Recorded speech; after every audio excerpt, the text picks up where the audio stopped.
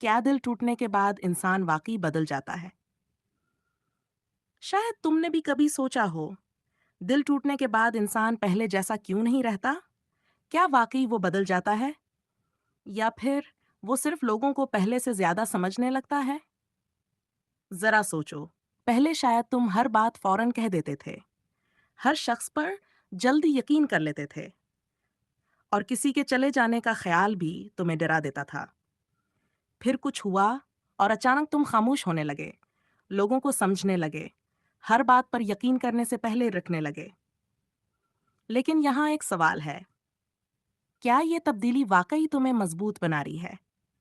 या तुम सिर्फ दोबारा तकलीफ से बचने के लिए अपने इर्द-गिर्द दीवार बना रहे हो? क्योंकि कभी-कभी इंसान दिल टूटने के बाद मजबूत नहीं होता, वो सिर्फ मोहतात हो जाता है। पहले जिस चीज से मोहब्बत करता था, उससे डरने लगता है।